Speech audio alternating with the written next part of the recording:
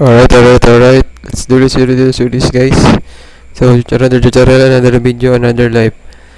So, alright. So, first of all, meron tayo dito, guys, na given na combination circuit. Oh, eto yung guys, combination circuit na sinasabi ko. Eto. Combination yan. Paano ko nasabi combination yan? Combination yan, guys, kasi may series and may parallel. Yung parallel natin is R2 and R3. Okay? Gets? So, combination. Combination yan. Basta naman, guys. Next is, from combination, igagawin natin tong combination into series para maging simplified. So, paano gawin yan? So, ganito lang naman yan, guys. So, ang magiging mukha niyan is parang ganito. Then, ganyan. Tas, yan. Tas, yan. Ito, R1.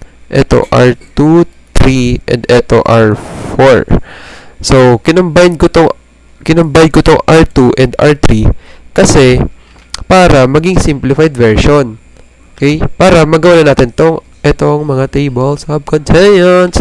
So, guys, okay. So, ganyan. Next, since may simplified na tayo, guys, lagyan natin tong mga given. So, ano yung givens natin? Yung R1, lagyan natin yung R1 is 3 ohms. R2, lagyan natin is 12 ohms. R3, lagyan natin is 12 ohms.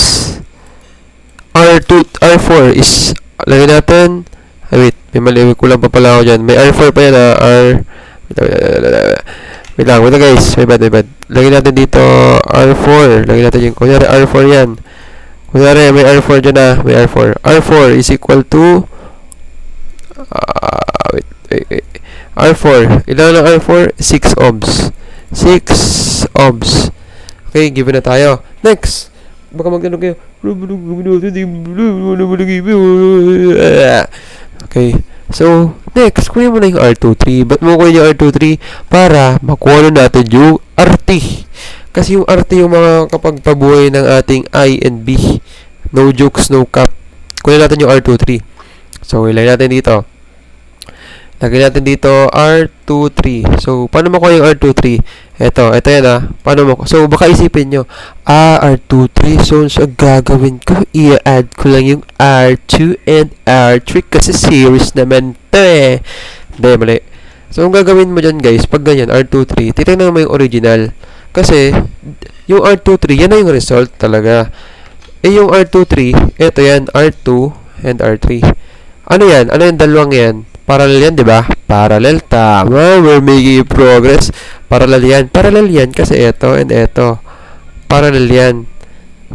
Kasi, paano mo sabihin parallel? Kasi without, kahit alisin natin tong R3, gagana pa din tong, gagana pa din yan. Ito. Kasi may R2. Oh. Pag inalis natin tong R2, gagana pa din to. Kasi may R3. Parang, yung electricity, dumadaloy pa din sa iba. Okay? So, R23, di ba yung rule natin sa R23 pag parallel, di ba yung rule natin pag RT, pag parallel is, yung RT natin is reciprocal. So, 1 over 1, plus 1, So, ganyan lang din. So, para makuha yung R23, gawin lang natin tong parallel rule. Okay? Gets? We're making a progress. Okay? Gets nyo yan, guys. Very easy. Joke lang. So, R23. Lagyan natin. 1 over yung reciprocal nung R2. Ito, 1 over R2 plus 1 over R3. So, R23 is equal to 1. Ano yung value ng R2 natin? R2 natin is 12 ohms. So, 12 ohms plus 1, ano yung R3 natin? Yung R3 natin is 12 ohms din. So, R23 is equal to 1 plus 1 divided by 1 half plus 1. 1, 12 plus 1, 12. Ano sagot natin, guys? Easy, compute. Take your time.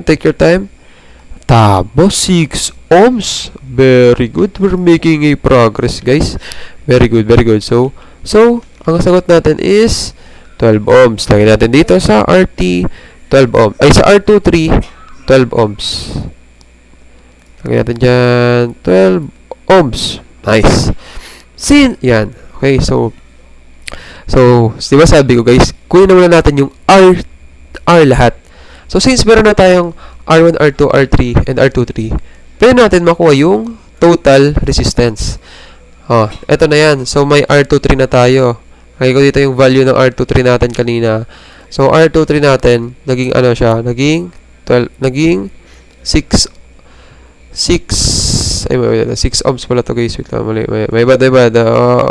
People commit mistakes and these mistakes will make you stronger. So, lagyan natin dito guys. So, please bear with me. So, R23 6 ohms pala yan guys. May bad. So, R23 6 ohms. Tapos, yung R1 natin is 3 ohms and R4 natin is 6 ohms. So, RT. So, di ba? Eto, dito, since may R23 ka na, dito ka na mag-base. Kasi manadalian ka eh. Kasi series na yan. Series yan kasi 1, 2, 3. Series na yan. Di ba pag series, guys, sa rule natin, series, isa-add mo lang yung R1 plus R2 plus R3 plus R4. So, ganda lang din yan. So, dito, RT is equal to, eto, sa series 1, R1 plus eto, kasi series na din siya, R23 plus eto, kasi series na din siya, R4. So, bakit di mo inad yung R2 and R3 crap? Kasi series na naman sila. Hindi. Kasi itong R2 and R3 pala, originally, parallel yan. Iba yung R2 and R3 sa R23. Yung R23 natin, yan na yung, kumbaga, yan na yung, ano na, simplified na. Series na din siya. Ito, parallel to. Ito, series na. So, di mo pwedeng ilagay yung R2 and R3 dyan. So, okay? Gets? Tama. So, R1 natin is, ano yung R1 natin? 3 ohms pala. 3 ohms. 3 ohms yung R1 natin. 3 ohms plus, ano yung R23 natin? Ito yung R23 natin. 6 ohms. So, 6 ohms. Ano yung R4 natin? R4, 6 ohms din. 6 ohms. 6 ohms. So, RT, 3 plus 6 plus 6.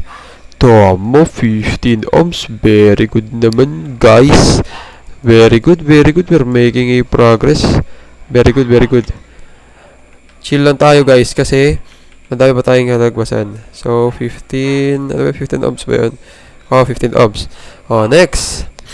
Baka sabihin nyo, hala, wala naman nag-given po natin makukuha yung I at paano natin makukuha yung P. Madali lang yan, guys. Diba ito? Given tayo ng V.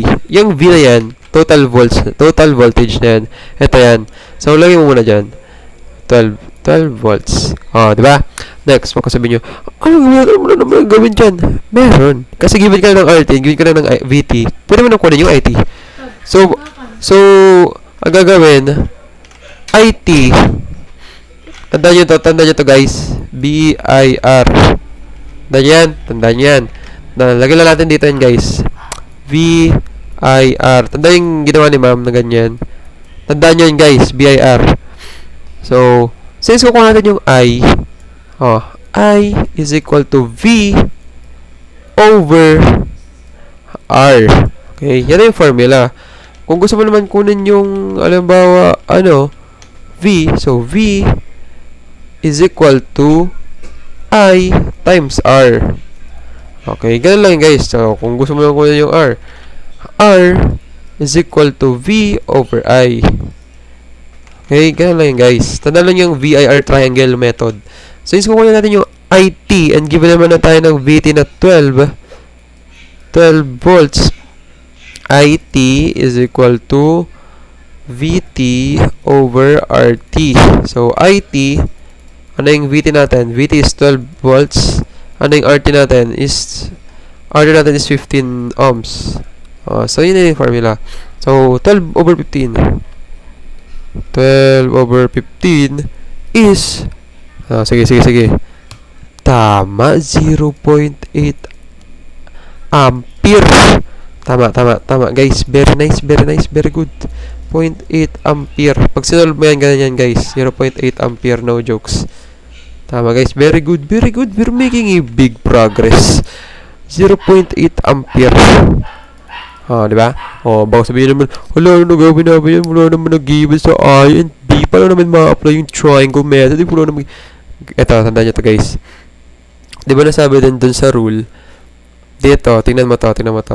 Yung I1, ito yan na, I1, parang ano lang, papalitan mo lang yung R ng I, ito papalitan mo lang yung R ng V. Diba? Dito sa ano, sa simplified form, ito, diba? I1, ito I2, 3, ito naman I4. Simplified form, ang sabi sa series, guys, IT is equal lang sa I1, I2, I3, I4, etc. Okay? Tanda yan. Okay. So, since ito, series to, pwede mo sabihin yan. So, IT is equal to I1, I1, and I2, 3, and I4. Okay? Oh, ba't di ko suling R2 and 3? Kasi nga guys, parallel yan. Eh, so sabi natin, rule ng series. So, apply natin yung rule ng series lang. Okay? Gets. So, lagyan natin yung IT is equal lang sa I1, I2, 3, and R4. Ano yung IT natin kanina?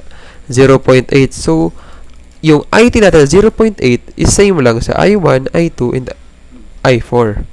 Gets?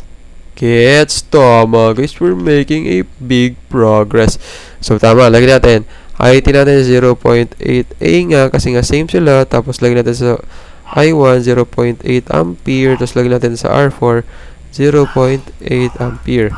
Since meron ka na neto, eto. Kunin mo na yung V. At gamitin mo na ng triangle method. Basta meron ka na yan, guys. Gamitin mo na ng triangle method. Kunin natin sabay-sabay na para mabilis na tayo, guys. Kunin natin yung V1, kunin natin yung V2, 3, and V4. V na. So, I times R. Both. Lahat yan, I times R, guys. Tandaan nyo yan, guys. I times R sila lahat. Kasi nga, V yung hinahanap. So, I times R. So, V. Ano yung I natin? Sa V1 muna. V1 I is 0.8 A. 0.8 A times ano yung R1 natin? 3 ohms. 0.8 A times 3 ohms. 0.8 A times 3 ohms is 2.4. V yan, voltage yan sa 2.4 volts. Tingnan natin dito, 2.4 volts. Next, kunin natin yung I23. Ay, V23, di ba? V23 is equal to, inanap yung V, so I23 times R23. So, V23 is equal to, ano I23 natin? I23 is 0.8 ampere times, ano yung R23 natin is 6 ohms. So, 0.8 ampere times 6 ohms is, yes, 4.8 volts. Damn, very nice. 4.8 volts. Very nice. Okay, next. Isa na ito. Next, ito 4.8 volts ba tama?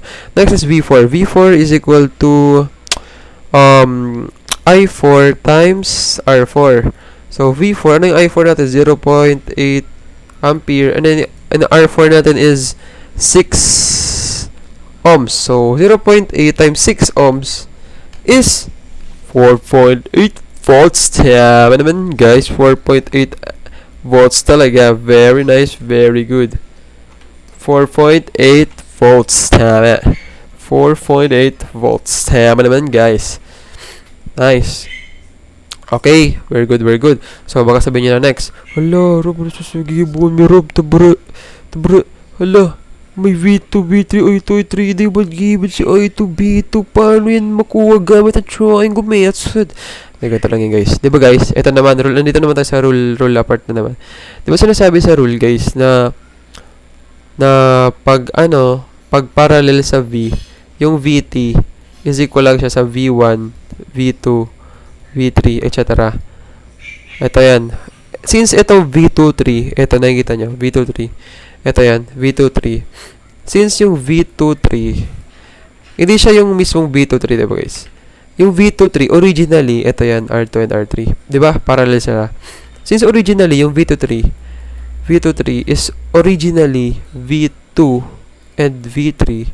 So, sinasabi dito sa sa VT, ang VT is equal to V1, V2, V3. Parang gano'n lang din yan. So, V23 is equal to V2 and V3 since nga originally yung V2 and V3 is parallel. Okay? So, yung V23 na ang value ng V23 ay 4.8, di ba? Tama ba? 4.8 volts is equal sa B2 and B3 na 4.8 volts yung both. So, both lang na V2 and V3 ay 4.8 volts. Okay? Okay. So, V2, 4.8 volts and 4.8 volts. Very nice. Oh. Okay? We're making progress. Very big progress, guys. Next. Ito na I2 and I3. I2 and I3, tama. So, next. Gamitin mo na ulit ang triangle method. Since inanap yung I, ito, V over R. So, I2 and I3, sabihin na natin. I2 and I3. I2, ano I2? I is equal to V over R. V2 over R2. So, I2 is equal, ano yung V2 natin? 4.8 volts. Ano yung R2 natin? 6 ohms. 6 ohms. Ay, R2 natin is 12 ohms. So, 4.8 divided by 12 ohms. 4.8 divided by 12 ohms is, tama, 0.4 ampere. Okay? 0.4 ampere. Tama. O, I3 naman. I is equal to V over R. So, ano yung V3 natin? V3 is 9.4. 4 ba yan? Ano yung V3 natin? Ribong na ako. 4.8 volts over ano yung R3 natin? 12 ohms. So, 4.8 divided by 12, same lang naman. So, 0.4 din. 0.4 ampere. So, 0.4 ampere. 0.4 ampere. Very good, guys. Very good. And now, it's done. We're done. So, ganun lang, guys. Ganun lang siya, guys. I mean, mahirap siya, guys. Pero dapat, ang important na lang ito, guys. Ito, guys, tip. Para makuha mo ito, guys, tandaan mo lang, guys, yung mga rule na pag series,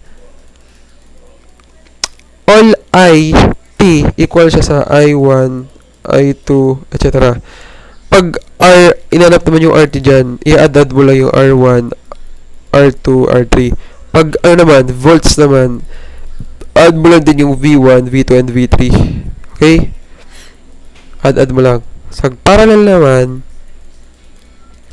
yung IT is i-add mo na. Hindi na siya equal kagaya ng series. I1 is plus I2 plus I3. Pag RT naman, reciprocal. So, 1 over 1 R1 plus 1 over R2.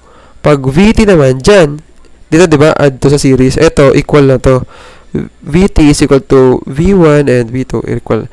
So, pag alam mo yun, guys, grabe ang mga tulong niya sa'yo, guys.